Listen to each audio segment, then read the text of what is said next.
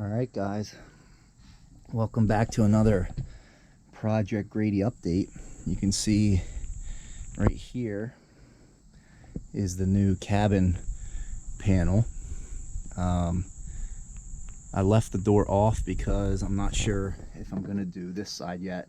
That side was in a lot better shape. The one I replaced down here along the bottom was all rotten, and honestly I could sand that and paint it in place right there to match that, so I might go that direction. But my big project I'm trying to do tonight is, you'll see this bulkhead right here.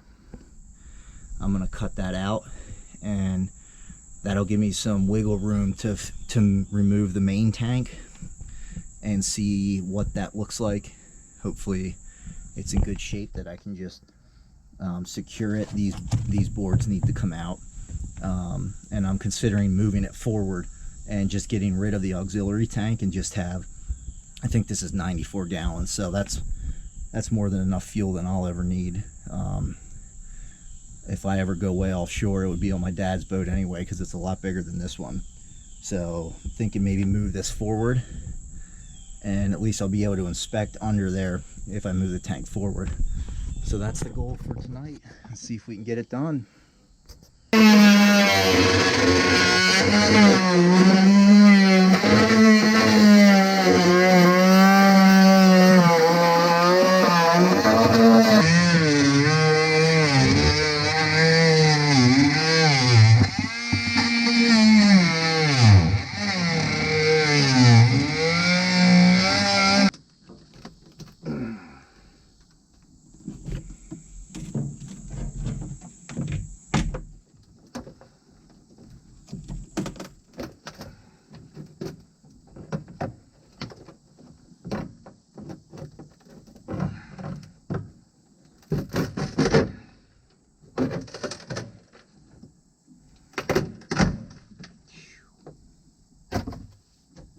Look at what we're looking at here, guys.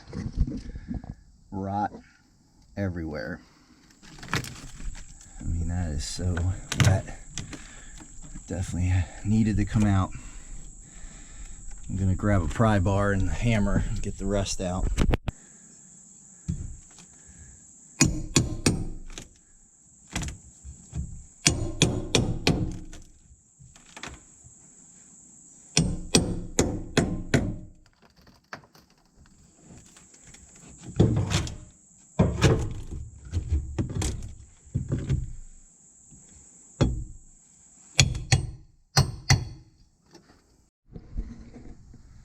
Gets a little humid in Pennsylvania, but got out the bulkhead, and this has me a little worried. I have the boat lifted or jacked up slightly, so all the water should be running to the back, and I know that when I cleaned this area out originally, water was flowing down, so I don't know if I need to just jack it up more, or there may have been water stuck under this tank, which, if you know about boats, water sitting under a fuel tank is never a good idea. Now I can see gaps, so I'm hoping that air was still able to circulate around there, but you can see here in the corners it's actually sitting on the floor, but here to here there's airflow. So I'm not sure what's going to happen with this, but I'm going to get this cleaned up and hopefully I can take a closer look.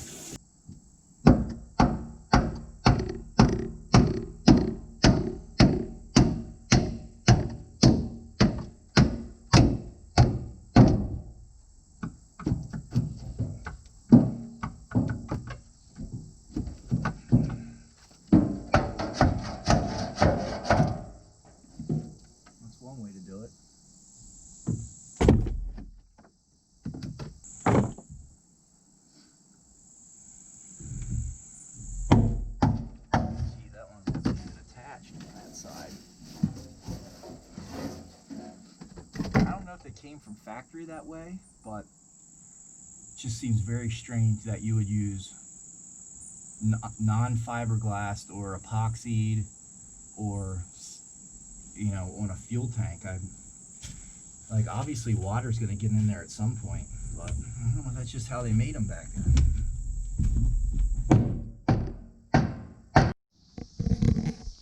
all right, so switching gears a little bit. I know I've been bouncing around. That's kind of on purpose.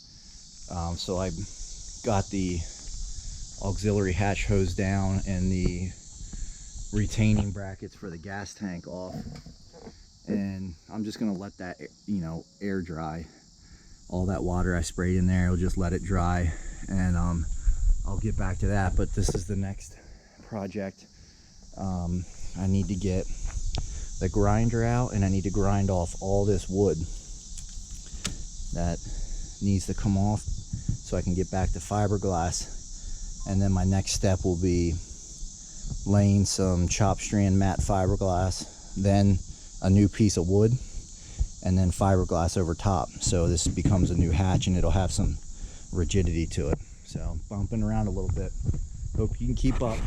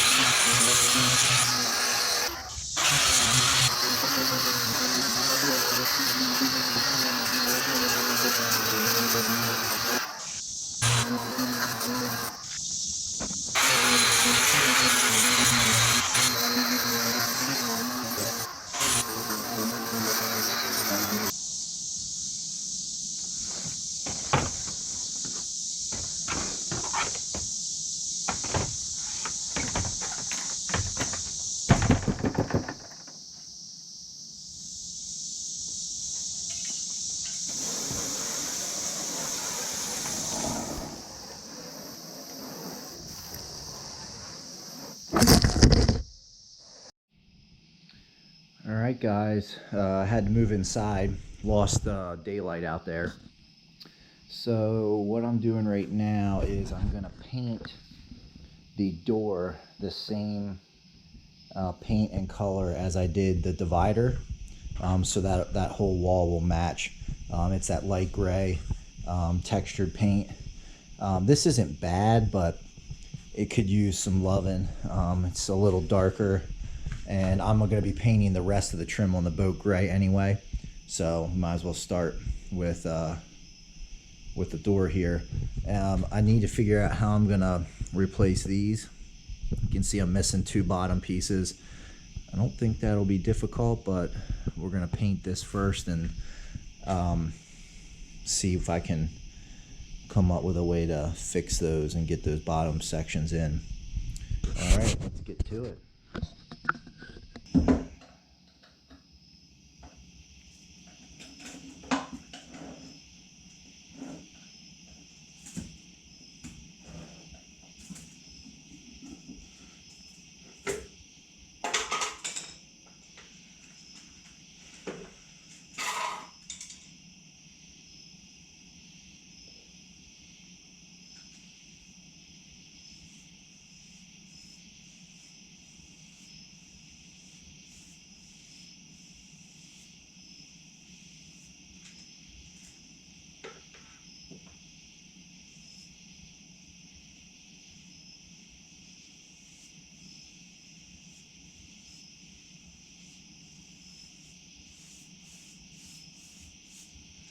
can tell already I'm gonna love the way this looks.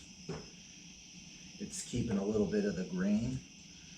It's letting the grain come through. I think it's gonna be really nice.